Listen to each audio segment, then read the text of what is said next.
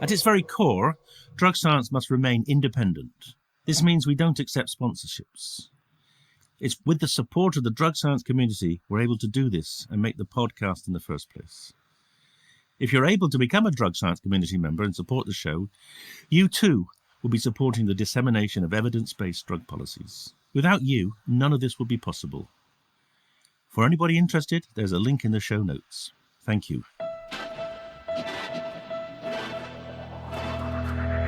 Hello and welcome to the Drug Science Podcast with me, David Nutt. Here we're bringing together experts and activists for a rational, honest and informed conversation about drugs. Hello everyone and welcome to the Drug Science Podcast. It's me, Hannah and Joe presenting the podcast today. We have a very exciting guest joining us, something a little bit different to what we're used to. We're joined by Patrick Cox from sunny Ibiza, a fashion designer who designs shoes for multiple designers in the 80s and 90s, ranging from Vivienne Westwood to John Galliano. The Wannabe loafer was incredibly popular in the 90s, so popular that a doorman was needed to handle the queues outside the shop. We're hoping to hear more about his story from high fashion in London to his now quieter life in Ibiza and the role that the psychedelic 5-MeO DMT has played in this. A very warm welcome to the podcast. Thank you. Hello to everybody. Thank you very much. I thought we could kick off by you telling us a bit about your background and how you ended up designing shoes in London in the 80s. Wow. Okay. Well, as you'll know just from my voice, I am Canadian by birth. My father's from the East End of London. He moved to Canada, met my mum, who's Canadian, but both her parents are British. So I had a British passport since birth. I was born in Edmonton, Alberta, Canada, middle of nowhere. Spent a bit of my childhood in Africa because my father was a linguist and he kind of dragged us all over the world till my mother divorced him. And we went sadly back to Canada. I lived there till the age of 17 in Edmonton, Alberta. Then I moved to Toronto at the age of 17 to escape the stifling suburbia of Western Canada. I was in Toronto for 2 years and I knew that I wanted more out of life. And I worked for a clothing designer. I hadn't been to fashion college yet. I had no official training, but he noticed that I liked doing the shoes because I was sort of taking care of styling a fashion show before the word stylist even existed. And he said to me one day, during the punk years, I was in London and I found a shoe college and maybe you should enroll in that. And the only word I heard in that sentence was London. So I moved in September 1983 at the age of 20 to London on my own. Attended Cordwainers College, which is in Hackney. It was bleak back in those days. It's not the trendy Hackney that it is today. But I was very determined and very stubborn because I literally wanted to leave within about 6 months. I think I'd given up, but I kept going.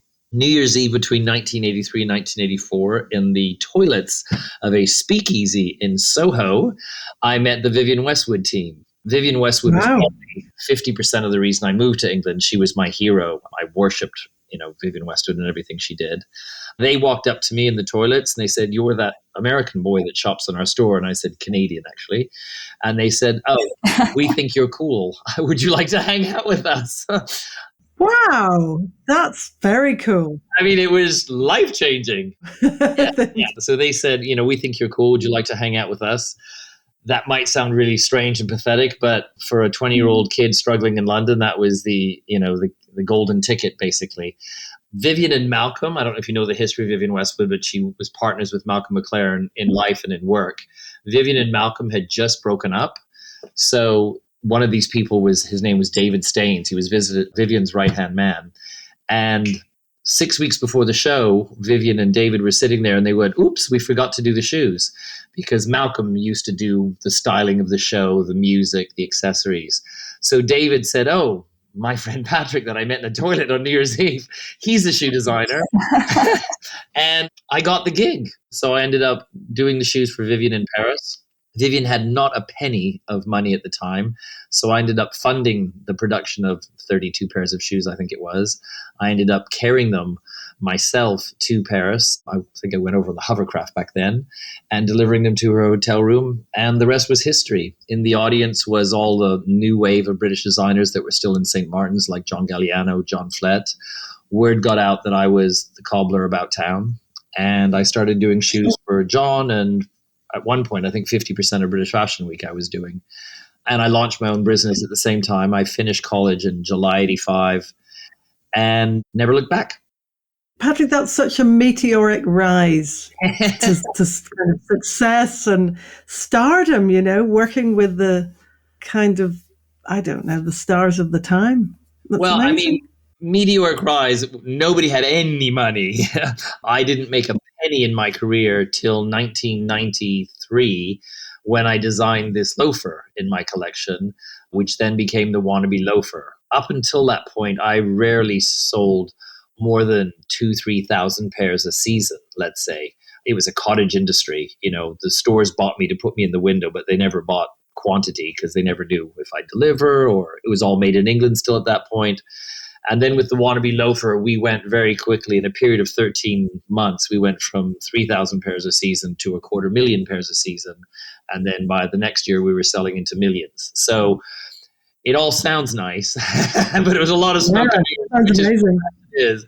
And then things kicked into gear in the late 90s, and then we started to sell millions of pairs. And, the Wannabe, kind of goes down in history books, doesn't it? I guess. And was the factory in London? I guess you had a factory making the Wannabe loafer? No. Okay. My initial shoes were made in London, yes. And I mean, to call it a factory would be very grandiose. It was sort of four or three Greek Cypriot cobblers grouped together working in a little industrial unit behind King's Cross, because they didn't sell very much. So they didn't have to make very much. So that's what happened. And then I moved my production to Italy in the late 80s. Again, just got messed around until the Wannabe loafer. And then I started working with, some of the best factories in Italy, and continued to until I left footwear. And the Wannabe loafer was such a hit. Why do you think it became so popular in the 90s? It was many things. I mean, it was the time of diffusion lines. There was DKNY and CK1 and Agnes Beast and Gautier Jr. Everybody was doing secondary lines. And so the Patrick Cox line, which continued even though I had the Wannabe loafer, the shoes at that time were probably 250 pounds a pair. And when we came out with the Wannabe, it was 80 pounds a pair when we started. So it was very aspirational. I chose the name Wannabe because I thought all of these other names were a bit made up and pretentious. So I thought, you want to be someone who has 250 pounds for a pair of shoes, but you're not. You've got 80 quid in your pocket for a pair of shoes. So that was the idea. That was the start. Also, they were very comfortable because of the tubular construction, which I won't bore your listeners into what a tubular construction is, but it's a true moccasin construction. So it's very flexible. So it was the shoe of UK garage because, everybody could dance in these shoes. And this is still when sneakers weren't allowed in nightclubs. Now everybody's in sneakers, but back then, if you wore sneakers, you were told you weren't allowed in. So there was that. I think I personified the Wannabe lifestyle. The brand was very associated with me. I think if an Italian designer, nameless designer, had just done the shoe, it might have faded fast. But it was the time of Cool Britannia. We dressed the Oasis boys. We dressed pretty well everybody. Everybody had my shoes on at that period. So I rode that wave of Cool Britannia. One of my most iconic shoes has the Union Jack on the front, which we did for 1996. And that ended up, transcending, going everywhere. So it was the right shoe, the right time, the right price, the right person who designed it. England was exploding. It kind of captured the zeitgeist of the moment, I guess. It's a great story, isn't it? Well, it's absolutely, yeah. And we love shoes, don't we, Hannah? Well, I do. Yeah, and I'm all about comfort, especially for clubbing. So yeah, I can appreciate why they became so popular. Yeah. And then with that Wannabe, the Wannabe life, what was the lifestyle that came alongside it in the 90s? I mean, I had a great life until I didn't. There was, it fed all the demons, let's say, which I didn't realize it was feeding all my demons. There was a lot of drugs. There was a lot of acclaim. There was, a lot of press, obviously money, because I was making a lot of money back then. I had a lot of things that I hadn't resolved in myself, in my childhood and things like that.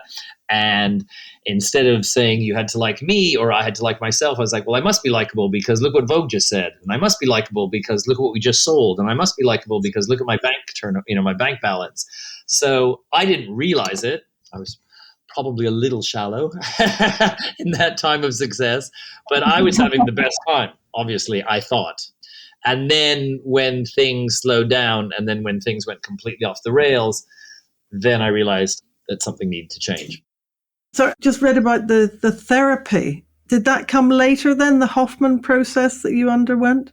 Right. So it gets a bit messy. So about 2002, I was opening 1 or 2 stores around the world in the late 90s, early 2000s. Then the playing field changed in fashion. Then these super groups arrived, the Prada group, the Louis Vuitton group, the Gucci group.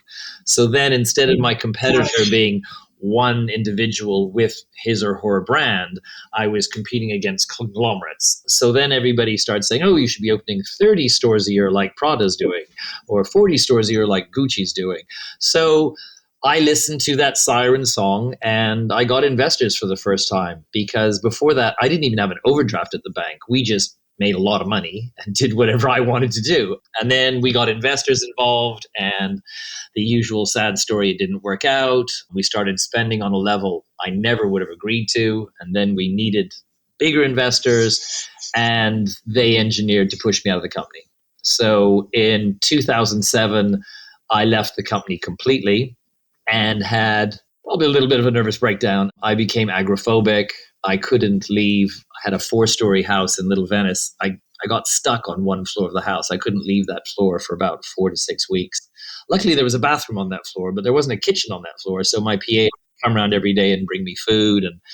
And then she'd say, come on, let's go outside. And I'd go outside and just hold on to the lamppost and like cry. I couldn't walk down the street because I didn't know who I was anymore. In that reductive sense, the Daily Mail would call me Patrick Cox, millionaire shoe designer. And I'm like, well, I can't use my name anymore because I've lost the company. I have no source of income. I'm no longer allowed to be a shoe designer because of my gardening leave. So it all went wrong. And then I reached out to one of my friends. She's an editor at Vanity Fair. And I said, what do your rich, famous friends do when they're really fucked up? And I said, and don't say something that's going to involve 3 years. I'm going to be dead in a couple of weeks.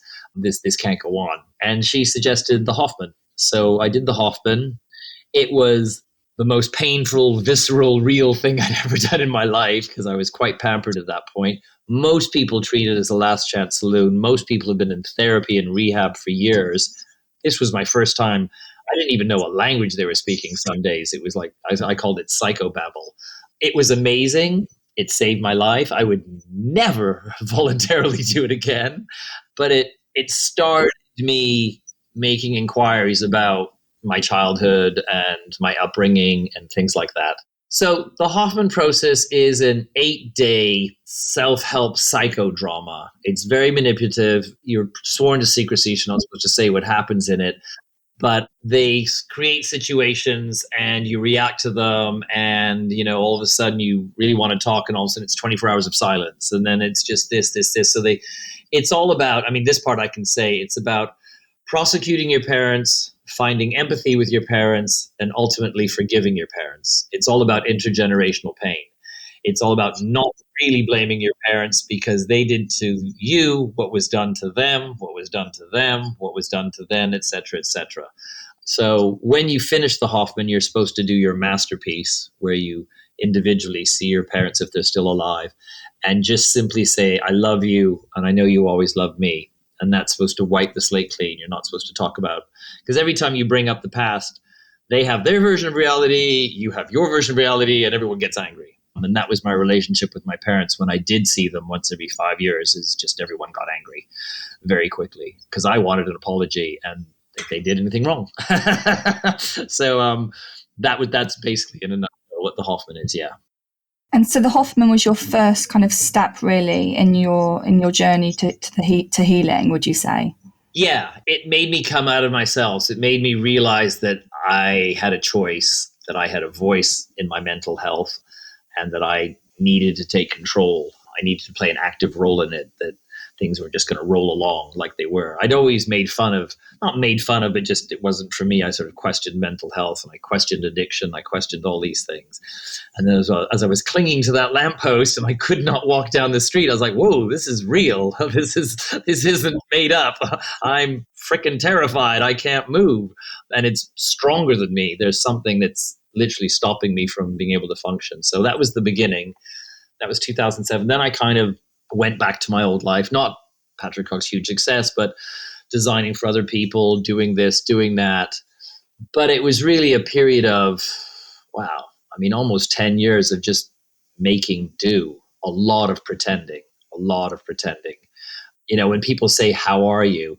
You go, fine, because you don't want to go, I want to kill myself, because you don't want to hear that, you know? And so there was a lot of pretending. I did see a therapist, a Hoffman nominated therapist, for about 10 sessions. One day he said, you're going to quit soon. I went, uh-huh. And he goes, how long do I have? I went, this is our last session. And he just said, get a dog. And I said, what? And he said, get a dog. And he said, I'm not supposed to say this. And he goes, Wow. you have so much love to give, and you're so wrapped up in yourself. You need something to take you out of yourself. And that was my first English bulldog, Caesar. And then I got another English bulldog 3 years later, Brutus, and they moved with me to Ibiza. So the dogs were also part of your healing? Oh, the dogs are very much part of my healing. I mean, when we start to talk about my ceremony work and things like that, the dogs, the two new dogs that I have now, and indeed my old dogs before they passed, are always part of ceremony. My teacher used to say, dogs are your guide more than anyone here. He said the dogs pick up on everything. Because, you know, they communicate non-linguistically. Oh, incredible. Like animals, they feel and see energy more than we know ourselves. So they're a very big part of it. Yeah, definitely. That's it. So they're part of the ceremony. If people will allow them, yeah, they are waiting in the wings.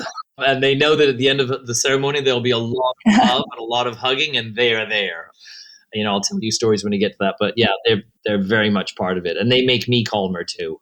I mean, obviously he's a 45-kilo pit bull. So some people are like, whoa, I don't think I want to come to with that standing over my face. I'm like, okay, you know, whatever you want. But most people come around and just go, wow, these dogs are amazing. They're very healing. Yeah. Oh. Dogs are incredible. They have such an innate ability to be able to sense emotions. I mean, I'm super biased growing up with a dog, so I absolutely love them. And I think that's an incredible advice to have dogs as part of your healing process. And so your move to Ibiza then? So I kept going. I launched a cupcake shop called Cox Cookies and Cake in Soho, which was sort of X-rated cupcakes. We did titty cakes and ass cakes and cock cakes and all sorts of things like that. And did they sell well? They sold amazingly well. We even had people that we were supposed to open in Harrods and Selfridges, and we had American people wanting us to open in America. And I said, isn't that kind of Coles to Newcastle? Wow. Don't you have enough cupcakes? And they went, not like these. And then I got a phone call from a big Italian company to design shoes again. I went back to shoes because that's what I knew. And I ended up closing Cox Cookies and Cakes. I didn't want to be these Cox Cookies and Cake stores on every corner around the world that I had no role in, because there already were Patrick Cox shoes around the world that I held no role in. And I just thought this is just too much for me to cope with. So I just closed it, started working with this big Italian company. After working with them for 4 or 5 years, my middle name is Lathbridge. My name is Patrick Lathbridge Cox. It was my great English uncle's last name. So I launched Lathbridge Shoes thinking, this is what I need to do. I need to return to shoes. That's what it was. I was happy before, so I'm going to go back to those days. Well, if I didn't like my career when I was, you know, in the top 5 in the world, I certainly didn't like it when I was number 1,000 or whatever I was when I started again. And after 5 seasons of sort of hitting my head against a wall, being in Italy Monday to Friday, all the things I promised myself I would never do again, I thought, this is insane. You know, I remember sitting in a hotel in Milan talking to the great shoe designer Manolo Blahnik. And he, you know, at the time was 70. You know, he's obviously extremely wealthy and extremely successful, but he was complaining about being 70 and being in shoe factories. And I was like, wow, if you are not happy, I'm really not going to be happy at my level. So unbeknownst to everybody, I came to Ibiza in the spring of 2017, and I saw 22 properties in 3 days, and I made an offer on the last one. It got accepted. And then at my birthday, March 19th, I had a party in my house in London, and I just turned off the music and announced to everyone, the house you're standing in is sold, and I'm moving to Ibiza in 6 months. And everybody went, what the? I think one of friend said, so you're going to become a drug addict full time? And I went, no. I'm going there to not party. And they went, yeah, everybody moves to Ibiza to not party. So I moved in September 2017. And winter in Ibiza is sort of like therapy. It's a little bit like rehab. It's much, much, much quieter. There's less distractions, no clubs, very few restaurants. And if there's something you don't like about yourself, you're going to have to deal with it. And I realized I didn't know myself. And what I did know, I didn't like at all. And then the wheels well and truly came off. My architect was ripping me off. My builder was ripping me off. And one of my English bulldogs, the younger one, died suddenly. And then I just kind of flipped. And then I talked about suicide really with everybody. It was just, it was a cry for help. And then one of my friends, I was driving down the road crying, trying to figure out how to let go of the wheel. And at that exact moment, my friend called and he said, "Do you need help?" And that's the classic intervention line. And I knew they thought it was for drugs. But, as I argued many times subsequently in rehab and everything, drugs were a symptom. They were not the cause of my problem. I could be alone in the room, totally sober, and totally rip myself to shreds. I didn't need drugs or to be on a come down to hate myself. I was perfectly capable of doing that all on my own. So I said yes. They very kindly sent a plane because they knew I wouldn't leave the island without my dog, the surviving bulldog. So I went to rehab with my dog for a while. And that was in Kent at a place called Promise, Promis. And I did 28 days. I hated it. I fought tooth and nail every step of the way. I argued pretty well constantly about every single concept that they had. My biggest problem was, step number one, you are powerless. And I was like, if I'm powerless, then I'm literally just going to go back to my room and hang myself. It's like, because I can't cope with that. They wanted me to do positive affirmations in the morning, talk to the mirror and say, you're beautiful, you deserve love, whatever, all those sort of things. And then they wanted me to stand up in the evening and say I was an addict and, depression and all the rest of it. And I just said, I'm not really getting this. It's not really working for me. While I was in rehab, a Buddhist friend of mine called just by luck, someone I'd known for 10 years. And he said, when you get out of there, come to the Alps where he lives and spend a week with me. So as soon as I got out of rehab, I flew straight to the Alps. And he taught me about energy. We did visualizations. We did meditation. We did all these things, which I had never believed because, I'm of the Christopher Hitchens camp. I could make a religious person probably cry within seconds because my biting wit and, my just total unwillingness to accept anything other than black and white and what's in front of me. And he taught me about spirituality as opposed to, let's say, religion, which was a big step for me. And he got me to see energy and work with energy and things like that, which I just found mind-boggling. I just couldn't imagine that this was real. So I got back to Ibiza, October, this is 2018, still with a half-built house, still with a dead dog, still depressed. And then some people I'd met in Ibiza suggested I start microdosing. So I started microdosing LSD with them. Instead of going on antidepressants, like every single day in rehab, they tried to put me on antidepressants. And I just said, no, I've done that twice. Did they? Yeah. On day one, they're like, you're a suicide risk, so you're going on antidepressants, and we want you on diazepam. And I went, nope. I said, I don't want to do that. I said, if you can't get me clean, or can't get me healthy without putting pills in me, then why am I here? I can self-medicate with drugs in Ibiza. I can get fun drugs as opposed to these drugs in Ibiza, and it's still self-medicating. I've smoked weed most of my life, and that was self-medicating. It was just trying to numb the pain of what was going on. So I did the microdosing. It definitely helped with my mood, but it really didn't agree with my gut. I just had gurgling gut. So that I was really interested in that, Patrick. I read that because I have heard that before with microdosing. What happened with your gut? Well, I have a sensitive gut anyway. My mom said my first word as a kid was "mummy tummy take." So I've always had a bit of a sensitive gut. Me too, actually. Yeah. Yeah, I've always struggled with mine. Yeah, gurgle, what people can call it IBS. They can call it whatever. No one's ever figured out what it was. But LSD totally exacerbated it. I was bent over in the morning, just with cramps and gurgling. And I said, yeah, this isn't for me. Then this group of friends, they said, oh, this practitioner is coming over from Los Angeles. She's going to be serving toad. Would you like to be part of it? And I just jumped and said yes. I didn't even know what I was saying yes to, but they sort of explained that it was more than ayahuasca is what they'd explained. Before going to rehab, I had tried to do ayahuasca, but they said because I was taking Xanax daily, that I wasn't allowed to, that I needed to be off the Xanax, which I came off of in rehab. My life before rehab was wake up in the morning, have a panic attack at 4 o'clock in the morning, take a Xanax, go to sleep, wake up at 5 o'clock, have another panic attack, take a Xanax, go to sleep. And it would just go on and on and on until I'd finally get out of bed and then just kind of try to face the day and then go to sleep. And then the whole cycle would start again. I was just, panic attack, anxiety, and taking Xanax to try to stop that. So this practitioner, I spoke to her on the phone. Some of the people in the group, it was a small group, only 5 people. She was over for 3 days, only seeing 5 people for ceremony. And a lot of people were like, oh, Patrick has no ayahuasca experience. You need to do ayahuasca for 10 years before you graduate to toad. I spoke to her and she said, no, you're good. You're good. She goes, you really need help, because I'm sure I cried and was hysterical in all sorts of emotion swings during the phone calls that I had, the take-up calls, whatever you want to call it. And then she came to the island, and very, very, very sadly, so my dog had died a year before that.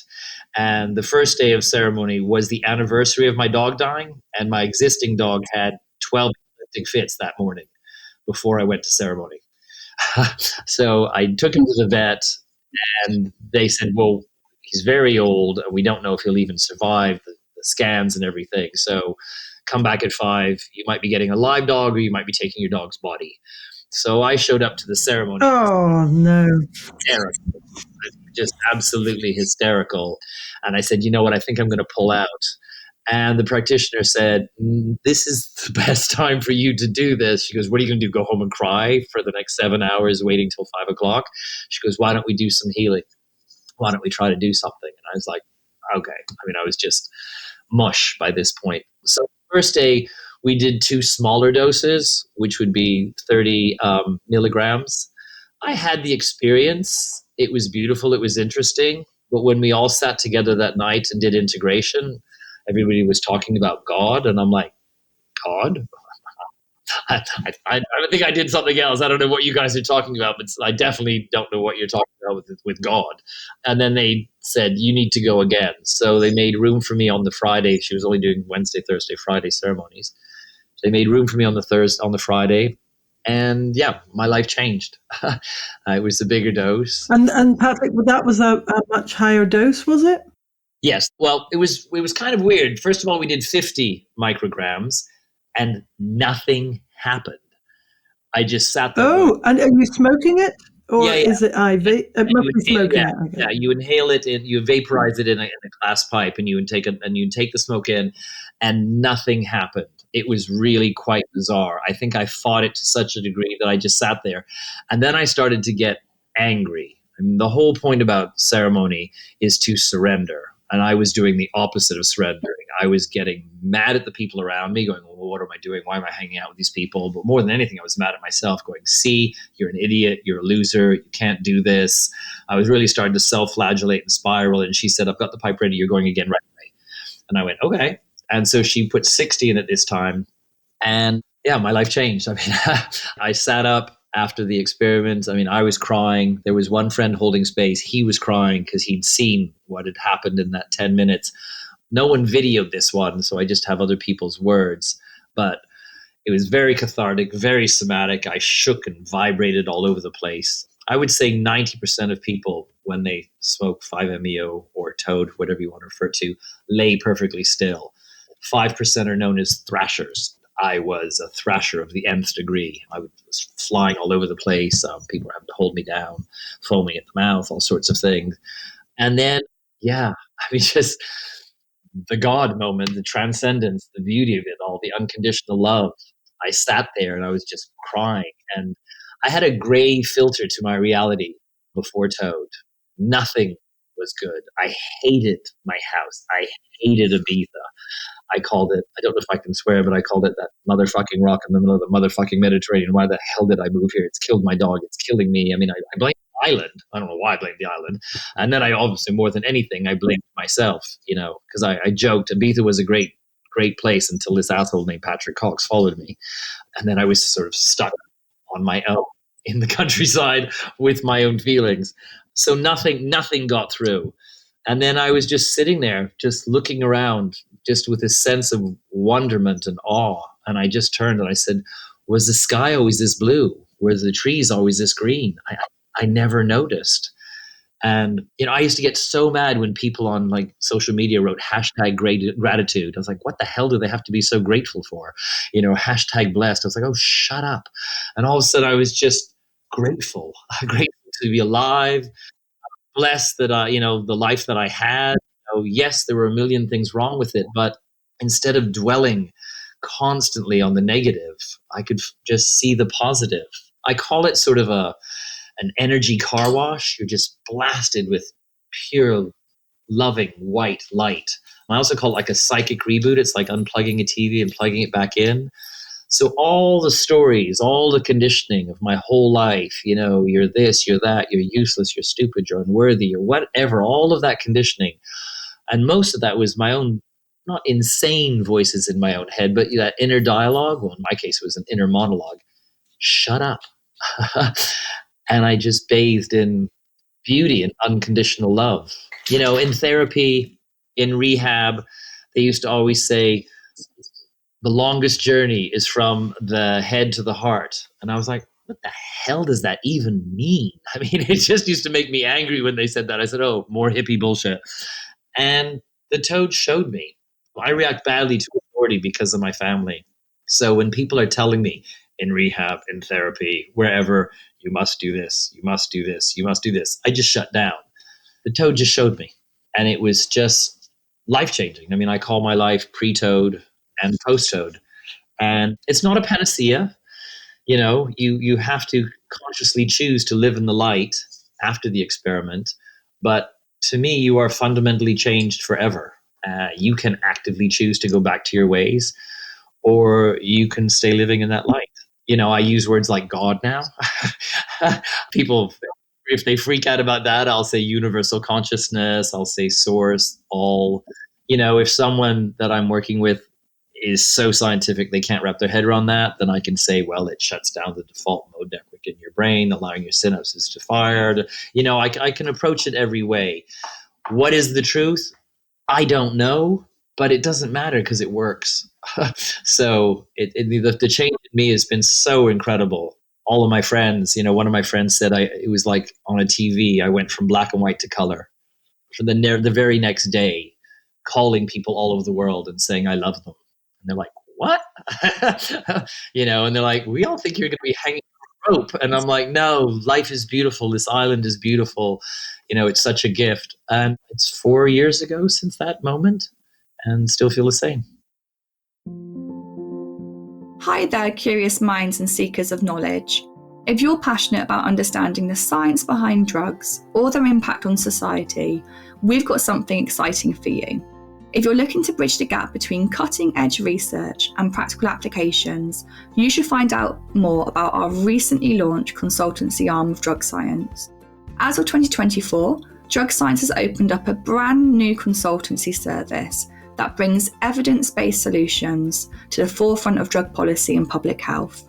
Whether you are a policymaker, you work in biotech and drug discovery, or you're part of an organisation navigating the complex landscape of drug-related issues, Drug Science Consultancy is here to guide you. Our team of experts combine years of research experience with a commitment to evidence-based decision-making. From scoping literature to developing clinical trials or providing educational programs, we can tailor our services to meet your unique needs. So don't just stay informed, become a driving force of positive change with Drug Science Consultancy. Visit drugscience.org.uk/consultancy today or check the show notes for a direct link. Such a transformation, incredible story. And it's so rapid, the effects you experienced. I think for our listeners, if you just tell people just how long does the experience with 5-MeO DMT last? Okay, just to give people a bit of a glimpse. the peak experience is probably an average of 10 minutes. We sit down for ceremony. We probably do some breathing work beforehand just to calm and center yourself. People are always nervous, because it's a really big deal. I mean, if someone isn't nervous, I said, if you appreciate what you're doing, because if you're not a little bit nervous, then you've got something wrong. And Patrick, how do they prepare in these ceremonies, the people? Is there any kind of set preparation they do in these ceremonies that you've been to? So, unlike ayahuasca, which has a long, involved ceremony going at least a week, if not a month before, being vegetarian, avoiding spice, avoiding sex, all sorts of things, Toad doesn't have the same degree of preparation. There's an intake program where you talk to the practitioner and, they ask you questions. One of the most important is, are you on SSRIs? Because if you are on antidepressants, that's a giant no-no, because you can go into serotonin shock and die. Then also something you ask about mental health. Is there a history of psychosis? Because all strong doses of psychedelics can bring on psychosis. So that's something to avoid. And then you ask about problems with the heart, because bufo, the toad, as opposed to the pure molecule 5-MeO DMT, is a grab bag of alkaloids. I don't know, 50, 100 alkaloids besides the active ingredient of 5-MeO DMT.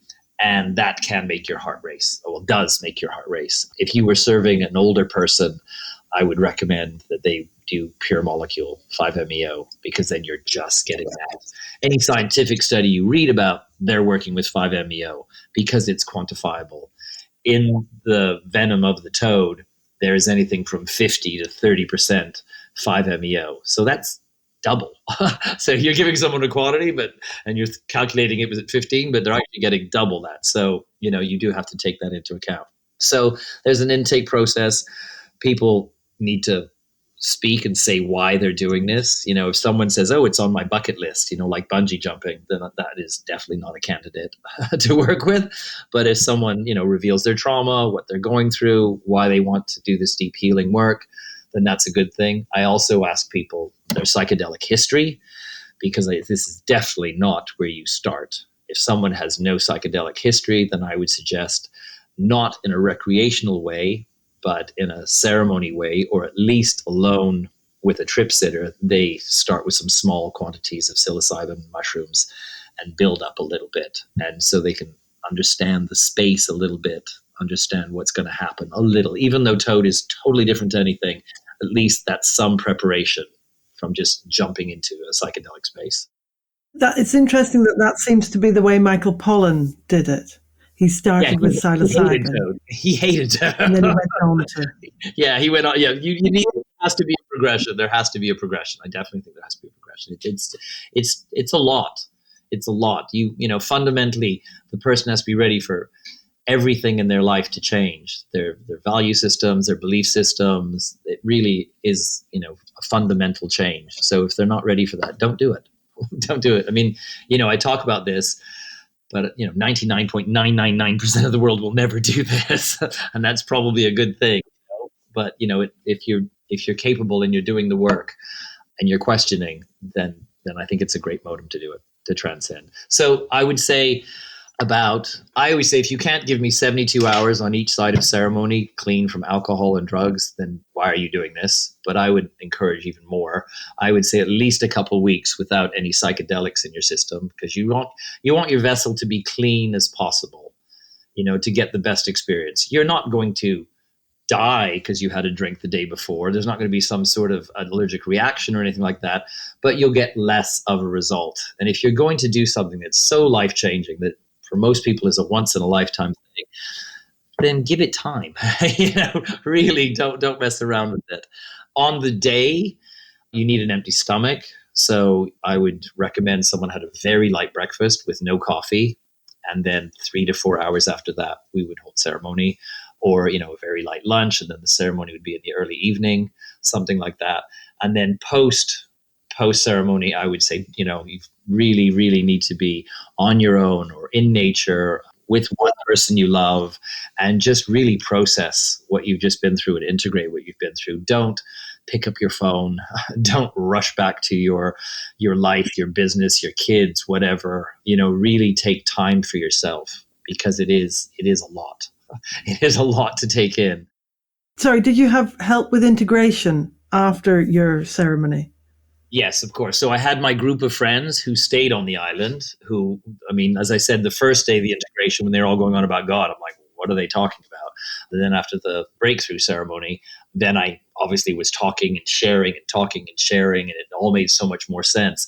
I didn't do loads of research going in. And when I talk to people who are about to ceremony, I go, don't go on YouTube and look at videos. You'll terrify yourself. Do a little research so you're not going in blind. But don't go in with this list of things. Okay, I want the white lights, and then I want this, and then I want the God moment, and because you will have your ceremony. Every ceremony is unique.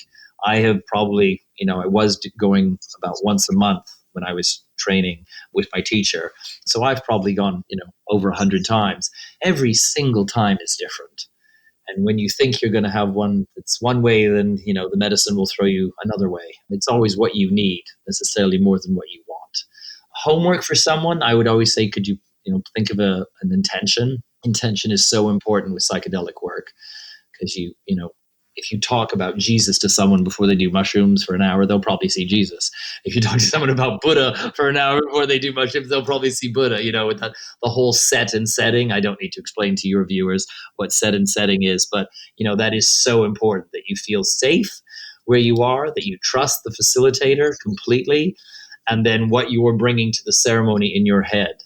If you're coming from a place of fear, that's not a good place, and that's the facilitator's job, is to work with that and calm you down and prepare you for the ceremony. So like I said, on the day, no food for a few hours, no coffee on the day.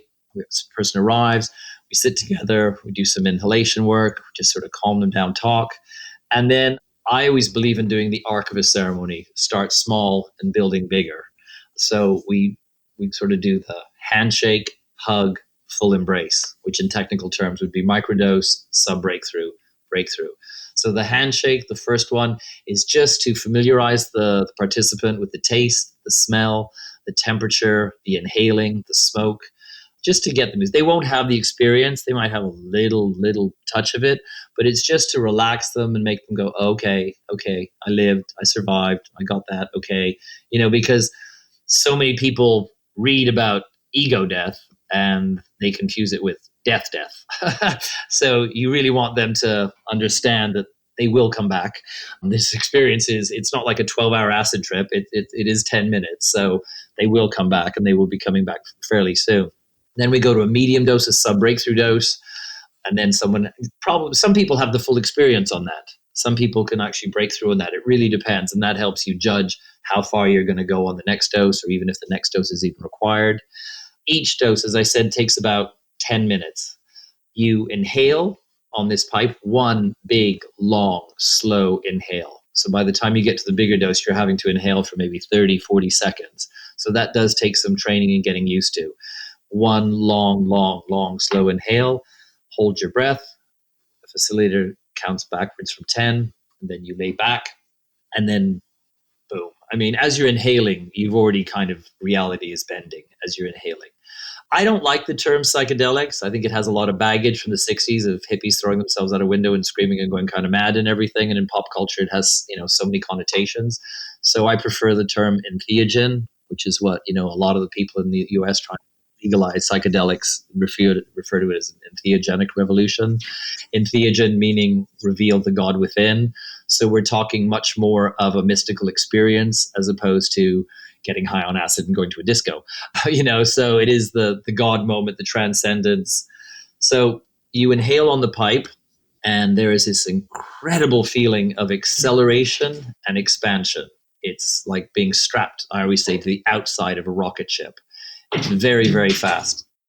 Patrick, one thing Hannah and I are worried about is the toad. As somebody trying to get frogs and toads into my garden all the time, should we be worried about the toad, its welfare and well-being? And its endangered status as well. Yeah. So the welfare of the toad is, the ultimate concern of I think anybody doing these. The welfare of anything, any medicine, Iboga, the plant, and the Gabon, ayahuasca, the vine, everything. It's all about worrying about where is this actually coming from? And are we, by expanding in the West, raping and pillaging a natural resource?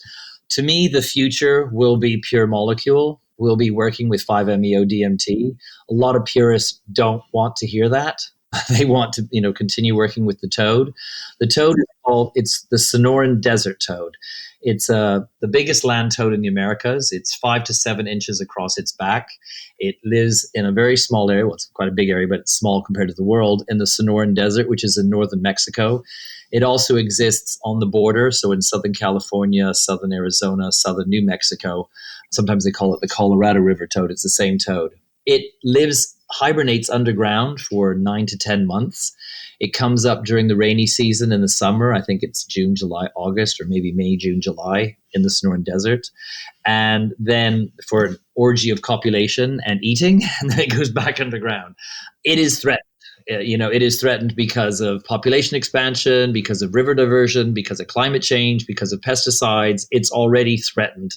And now it's got all these people running around trying to get a hold of it and milk it, because it has these glands which are on its shoulder, back, neck area, and then on its forearms. And these glands produce this venom, which contains 5-MeO DMT as well as other things.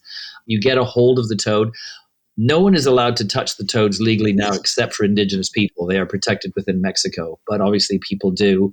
And also, it's a very big cartel drug area, Sonoran Desert, because it's on the border with the US. So there's a danger of cartel people noticing hippie people walking around the desert, let them walk around for a week, collect their medicine, and then go steal the toad medicine off them and sell it on the black market. So you have to really be careful of where you're getting your medicine. Is it coming from an indigenous source? Has it been protected?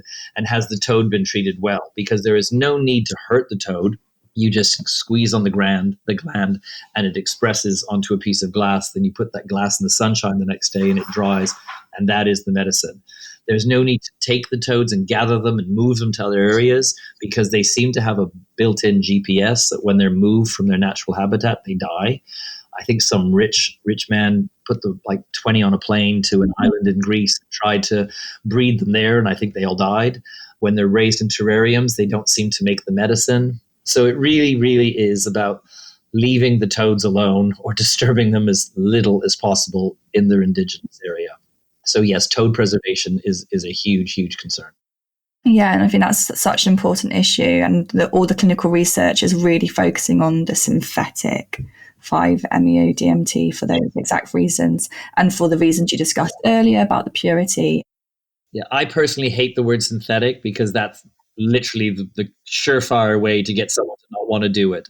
So I always say pure molecule. You're either working with pure molecule or you're working with bufo or toad. But if as soon as someone says synthetic, they go, "Oh, I don't want to do it." And you're like, oh. And my answer to that is everything is gone. Everything is made up of, stardust, everything, this glass, this table, this toad, so everything is gone. So what's the difference? I mean, it's all carbon molecules and this and that. So what is the difference? Everything is gone. So it's going to take a while for people in the community to embrace that, but that is the future, working with pure molecule. And do you think there are conditions and people where 5-MeO DMT is what is needed as opposed to DMT or psilocybin? To me, I've worked with afterwards. I've done several ayahuasca ceremonies. It's not my medicine. I find it very masochistic.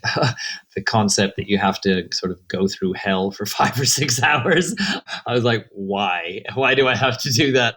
Also, the duration of time on all these things, acid 10 hours, psilocybin like 8 hours, or, whatever, ayahuasca ceremony 5-6 hours.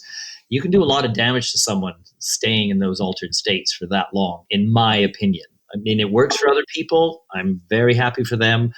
To me, almost the in and out aspect of 5-MeO is one of its biggest selling points. It's certainly one of its biggest selling points when it comes for medical applications, because they can, if we get there with legalization, it could work within the parameters of a psychiatric appointment, or a therapist appointment, of an hour and a half to 2 hours, which is amazing compared to, psilocybin treatments or MDMA treatments. They normally have 2 therapists and it goes on hours, and they cost like 3, 4, 5,000.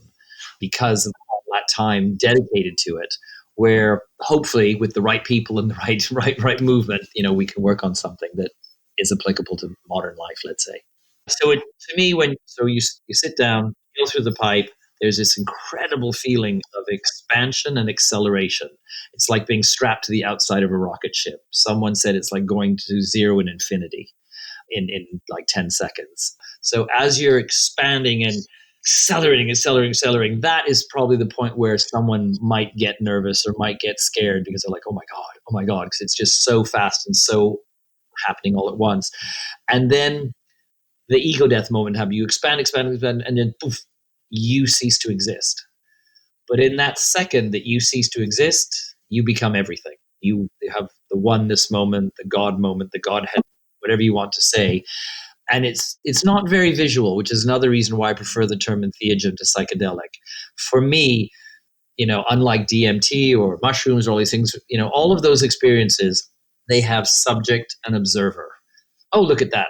I'm high. Oh, look at that. Oh, listen to that. That sounds funny because I'm high. Oh, listen to that. Look at that. With Toad, with 5-MeO, you cease to exist. So who's observing and what are they observing? So it's ineffable. When you come back, it's very hard to describe what you've just been through, because if you can describe it, then that means you were there and you were watching. So the very fact that you cease to exist became everything at the same point. It's a weird, really weird space, a really beautiful space, but it is very hard to describe. Yeah, I guess I wonder whether the ineffable nature of it makes it more difficult to explain to people what to experience in a clinical setting as well, to help people prepare for the experience. It's probably more challenging than for visual experience, like with psilocybin. So I guess that's something that these companies are having to consider, how best to explain that experience to people. I always say to people after the ceremony, I just go, shh, because your ego, as it's reassembling itself, has this incredible urge to quantify what just happened. And people just start talking. Oh my God, it was like this. It was like this. And I just go, shh. I said, every word you say is denigrating the experience because you're trying to put it in a box. You're trying to say it was this, it was this, it was this. Just let it be. Just in its immenseness, in its enormity, in its incomprehensibility. Just accept it and sit with that, as opposed to, oh, it was this, it was this, it was that, it was this, it was that. And that to me is the best way to integrate, is to just sit with it without trying to figure out what it was that you just went through. Because I always talk about it, and people go, what is it? And it's very facile to say, but once you've done it, you know. So after the experience of it, when do you reckon is a suitable time from your experience to start maybe an integration process where there might be more of like a talking element to it? I mean, people obviously sit with me, sit with the facilitator afterwards and start to talk. There's a lot of emotions, joy, and crying, but crying for joy. I mean, that's where I said where my dogs come in, because they're just waiting to just be part of this whole love fest of hugging and loving. Then the people go away, and as I said, just be in nature, just be on your own. And then normally, probably the next day, we start talking. It is a lot of it it's experiential. It's not visual, it's not vocal, it's experiential. So it is by its nature very hard to describe. But I mean, as a silly analogy, I said it's like reading about sex, talking about sex, and then having sex. You kind of go, oh, it's like, okay, now I see what everyone's talking about. Oh, that's what it's all about. Before that, you're kind of like, yeah, sex, yeah, okay. So it's hugely different way, but the same sort of analogy. It is hard to put into words, and to me, afterwards, after that peak moment, I knew every day I had a conscious choice to live in the light. I can have a bad day. I mean, everybody can have a bad day. Everybody can have a negative emotion. But then I choose to return that place of peace. And I actively returned to that place of peace. And I realized that this isn't really that important.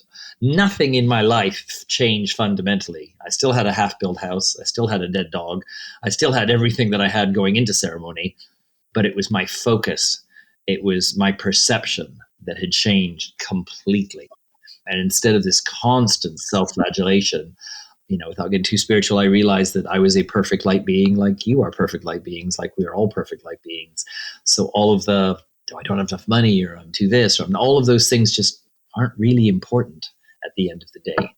And that was a huge, huge, huge statement for someone who came from the fashion industry, which is, rather superficial, to put it mildly. And what impact would you say now? You just brought up again the fashion industry. Looking back now, what's your view on the fashion industry after this experience? Do you miss it? Do you still want to be involved, or has it kind of changed how you see it? Well, for a while there, after post ceremony and everything, you go into what we call the hermit phase, where you can't deal with small talk. You can't deal with cocktail conversations. Everything seems shallow. You want deep meaning in everything. You change your friendship crowd. You change just people you hang out with. You make really big fundamental changes in your life, because you'll be sitting with someone and you go, I don't really want to be with this person. This person actually, when I think about it, isn't really here for me. They're here because they're feeding off my misery, or they enjoy that I'm so down all the time because it makes them feel up by having me around. I mean, all sorts of things. So you go through this sort of hermit phase and you reject a lot of people. I mean, for me, it was kind of everyone and everything for a while. And then, as I call it now, I'm re-emerging from my psychedelic cocoon. I realized that I had made peace with so much of my life. I now have a wonderful relationship with my mother. I have starting a relationship with my father. I have a wonderful relationship with my older gay brother. I mean, these are people that I spoke to once a decade and under duress before that. And my friends around me, initially, obviously, everyone thought I'd lost my mind. And then they all just said, one by one, whatever you did, can I do that? Because you've changed so much. And that's where it is about living by example as opposed to preaching. Because when you preach, people just go, okay, you sound like a Mooney. You sound like one of those crazy people on the street that you walk around sort of thing. But once you live by example, then people want a piece of that. But the one thing that was still missing was my relationship to creativity. I realized my teacher said to me, he goes, you're so here for the healing and everything. He goes, but when people talk about fashion or shoes, you get up and walk out of the room. Because I was just, I don't want anything to do with that. And I realized I really needed to work on that. So about a year ago, I designed a sweatshirt with eyes all over it and symbolism and everything and all these things that really were important to me. And I launched a little brand called The Doors of Perception. And I call it entheogenic apparel, feel good fashion, consciousness raising clothing. I source garments all over the world sustainably. I have them delivered to Ibiza. I have them embroidered here on the island, and I sell them on a website. And it just makes me feel good. There's a message behind it if you want to go that deep, or it's just a really cool sweatshirt or a really cool baseball cap if you don't want to go that deep. So far, I've only done 2 groups, one with these eyes all over, another one with a disco ball on it. But the next group I'm doing is a toad group. The group after that I'm doing is a mushroom group. And then we'll really get a little bit more heavier on the entheogenic message behind what I'm doing. It's kind of grandiosely my wishing to normalize the conversation between psychedelics and mental health, because I do have some leftover fame from the 90s, notoriety. I can get The Guardian to write an article about me. I can get the Times. I have yourselves talking to me, because I'm an enthusiast. As I say, I'm an entheogen enthusiast. I am not a doctor. I don't have any formal training. So, I can start to have these, and people want a story. People want to see one person and their progression. When you hit people with cold, hard facts all the day, they can get a bit, or they don't understand. Or if you get too Gaia and get too spiritual, then you lose a lot of people too. So hopefully my story bridges a little bit of all of that. And I think that's going to be the future with all of these psychedelic therapies, which is something I wanted to talk to you guys, is you're going to a psychedelic therapist. Do you want a medical professional who's never done the medicine to take care of you? Or do you want someone who's done the medicine 200 times, but has no medical degree. That's going to be the big question going forward. To me, it's a combination of both, but, we need to figure out who is going to serve these wonder drugs, because they can't just be used in isolation. There's the whole indigenous aspect, the whole ritual part, the whole ceremony part, which is so key to the ceremony and getting the right results out of it, as opposed to just, here, take this pill, go home now. Yeah, I suspect in the NHS we would really like to see this come into our National Health Service, as a treatment for people who need it. And I suspect it will be a bit of a combination, therapist, medic, maybe group therapy for some people. We wondered also about your documentary, Patrick. You're making a documentary of your life. Yes, well, it's of my life. It's called, the working title, we're still in the fundraising phase. It's called My Road to Toad. Kind of like this podcast, we will touch on my childhood, we will touch on my success, and we will touch on the loss of that success. And then we'll get a bit more real when I get to Ibiza and talk about the wheels coming off, my stint in rehab, meeting the spiritual person, the whole story I've told you, and then working with the medicine. Again, anything I can do to help promote these causes and help normalize this subject is what I'm doing. When I did the article in The Guardian, which is probably, as I call it, my coming out of the psychedelic closet. I've come out twice now in my life. So my coming out of the psychedelic closet, some of my friends called me up and they said, "What the hell are you doing? You were the shoe guy. Now you're going to be the toad guy for the rest of your life." And I'm like, the shoe guy's dead. I said, I don't care if one person can listen to this podcast, or one person can read the Guardian article and go and get help, whether they go to the Hoffman, or they go to Rehab, or they reach out and find, some psychedelic community, then that's it. That's what this is about. It's all about spreading the word. So that's what the documentary will be about. It was going to be a buddy movie with my teacher. His name was Cesar Reyes. But very sadly, December 5th, 2021, he succumbed to pancreatic cancer at the age of 49. He knew he had it, and he lasted 7 years on it by healing himself with the medicine, but eventually his earthly body gave out. So that kind of put a pause on the movie, and I was like, oh, I don't want to do this without him. And then the producers talked to me, and they said, it was always about you, Patrick. They said there has to be sort of the classic hero's journey. And they said, yes, the toad is part of it. Yes, Cesar is part of it. But what people are going to tune in for, hopefully, is to see the progression and someone making big changes in their life, and finding peace, because we get stuck, change is allowed between the age of 5 and 15, or 15 and 25, and maybe 25 to 35, but then you're supposed to stay the same person for the rest of your life. I don't know why. And we're not, we change completely. So I, at the age of 55, discovered Toad, and of 60, I'm launching The Doors of Perception, and making a documentary. Those are things that never in my wildest dreams would I have thought of when I was 40, 45, 50. But it's all about embracing change. Change hurts, it's painful, but it's better than being stuck in your old habits. Yeah, I think even that's a powerful message to share. Yeah, really, really important message to share. People are scared. So we really believe in the power of sharing these. Yeah, on the podcast we've had quite a few stories of healing, and it is so important. And you're an expert by experience. That's so important, I think. Yeah, that's when people go, "What qualifications do you have?" And I said, "Well, I've lived it." I said, I don't have a PhD, I don't have this, but I've lived it. And when you talk to scientists, when there's no one around, they'll go, science only takes you up to like 95% of what's going on. And if you talk about consciousness, where does consciousness come from? No one still really knows. Does it come from the brain?